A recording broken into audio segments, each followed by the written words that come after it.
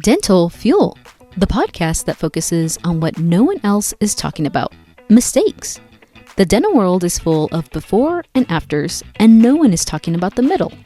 Dental Fuel brings you the unspoken in between. Welcome back to another episode of Dental Fuel. Dental Fuel is brought to you by 90 Day Jumpstart, a program to help you increase production and break free from financial stress. Optimizing a dental practice can be challenging for both young and seasoned dentists. Dr. Radfar talks about his real-world experiences and offers guidance on team retention, as well as the importance of potentially hiring third-party consultants to help with an analysis of your practice. Let's listen in.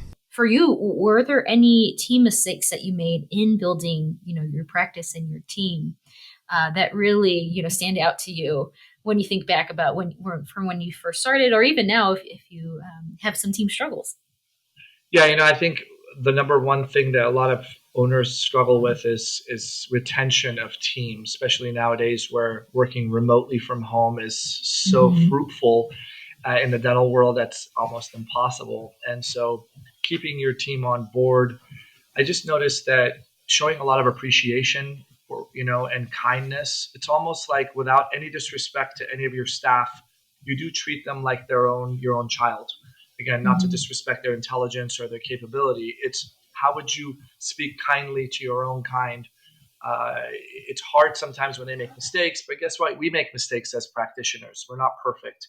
And so some of the mistakes I've made with staff is sometimes being a little too lenient, being too fun, and letting things and conversations go to a certain way that it shouldn't have gone between them, and not stopping it in a private matter, pulling them to the side and saying, hey, let's not talk about stuff like that, because that could be disrespectful towards other people in the office, even though it's funny.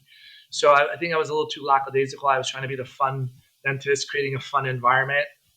So there's a fine line between really strict and really fun. And so you got to be careful with that. But I think leaning towards more on the strict side, but yet still having that, happy-go-lucky, non-grumpy mentality is crucial, because if you're showing any sort of mood, good luck with your staff trying to entertain and making your patients happy, or they're having a good day.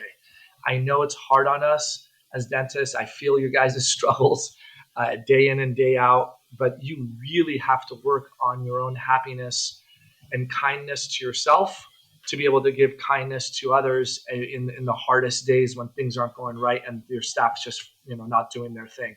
I do strongly believe in consultants and coaching. I had two of them throughout my 22 years. A third party coming in and addressing the issues is so much easier than us talking about it in a morning huddle. So once you get the money to ramp up, I would recommend having some sort of systems coaching and consulting person to come in to be able to kind of analyze your office and see where your hygiene's going and how your assistants could take more intraoral photos, and the way we talk, the way we manage the phone systems. All those things is something that I believe a third party is better at doing than us dentists trying to do it all while you're still seeing patients most of the week. When these consultants come in, they spend a few days in the office and take a look at what the procedures are throughout the day. Yeah, for example, they'll come. Most of them, I've worked with a few, and I have a lot that refer me sleep apnea dentists to be, and I refer them offices that need help of organization. And what we usually see is an analysis of the numbers, and then they usually do a meeting every other week for 3 to 4 hour blocks where you would literally close your office for half a day. And you're losing production, you're in collections, you're losing seeing patients on a Tuesday from 8 a.m. to noon. But you want the staff to be there. Everyone's, it's a normal working hours. And I just noticed that was really, we're honed in. We're not doing it on a Saturday. We're not doing it after work. We're not doing it during our lunches. You got to take some time. You could use your admin day for that to be able to have them really go over certain systems. For example, what happens when a hygiene patient leaves and they don't want to schedule because they don't know what they're doing in 6 months? What are we saying there? Are we saying, well, let's go ahead and put you on the books? You can always change it when you get the email reminder. Dr. Rad's schedule does get really booked for cleanings. If you call then, it may be a few weeks out. Let's keep you on the books for that. Like stuff like that. I could tell my staff that 100 times, but sometimes a third party explaining that and then watching them in action If they're coming to the office, can kind of remind them, hey, do you remember this is what happened? Why did this person not get scheduled? When you had 7 recalls today, why did all 7 not get scheduled? They go in the computer, they see only 5. Oh, because they said they didn't know this. Well, did you tell them what you're supposed to tell them about?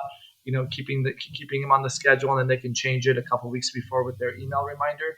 Stuff like that. I think it's really crucial to kind of hold their hand a little bit until it becomes a habit and it becomes their personality. I think, that's so interesting and probably very helpful from a practice standpoint. I think that it's helpful in the sense that, you can't be everywhere at once. And I think that having the consultants there to kind of overlook and maybe not monitor, but just take a look, give the 360 view from a different perspective and help reinforce some positive changes, I think is probably really helpful. Whereas, you may go up to the front desk and you say, hey, I need you to do this. They may do it for a few people, but then it kind of falls through the cracks. And then you're back to square one where whatever you said you're going to implement isn't being implemented. So I think that's great. I think that's wonderful advice for our listeners and, any practice owners to potentially incorporate into their day-to-day practices. Yeah. The problem is we think, okay, we're going to pay you $2,500 a month. How much am I going to make in return? Some of the stuff that they teach is priceless. And some of the stuff that they teach, every single basketball team in the nation that's a great team has a coach on the sidelines reminding them what the play was for the 4,000th time this year. Right. And then you have the doctor, which is the lead player, and all the assistants, which are all the other team members executing the play. And then they will still fumble the ball or turn over the ball, or they will still have issues that have to be like, hey, you guys, you got to remember. And until it becomes majority of the time a habit that's successful and less stressful and more accountable, so people know who's the first one on the phone, who's the second one on the phone, what happens when it doesn't get picked up, who checks messages at lunchtime, because something, all these things you think people would know, but they don't. They really don't know, and they need to be kind of reminded and trained. And after 6 months to a year of being consulted or coached, majority of the things get retained. And then hopefully we keep our staff, and no new staff have to keep coming in, because then you got to have those people updated and challenged. Yes. That's another fun thing. Oh, if I train all these people and then they leave after 2 years, what happens? Well, you can't live in that kind of negative fear mindset. You hopefully create a working environment that they stay as long as it's possible for them. Would you say that these consultants that you have consulted with helped you grow and change your leadership style in the practice? Yeah, I told you let's not talk about ROI, but we actually did grow 33% at one year over year, and 32% the other time we did it. So it definitely made us grow just by simple hygiene strategies that we had, let alone making sure that we documented how many times we did intraoral photos per patient. Like the assistant who did the most got a gift card at the end of the month. And so stuff like that was very crucial, because I feel like it took a little bit less of a stress off of me. So even though I had my own duties as well, I had to make sure I diagnose 30 crowns a month. I got to look for stuff as well. And so it pushed me and held me accountable for my actions and my things. And also some of the other things, like making sure HIPAA's in order, our forms are in order.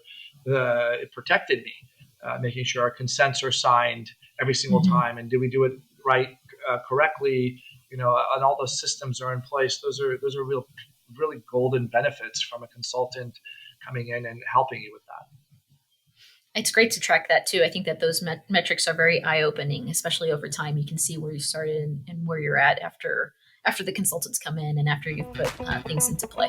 This episode had a ton of value. We hope that you'll be able to implement some of the key tips that Dr. Radfar touched upon. If you're looking to grow your practice and need some help along the way, be sure to check out 90-Day Jumpstart. You can start for free by contacting Dr. David Rice. Check out the link to his Calendly in the show notes.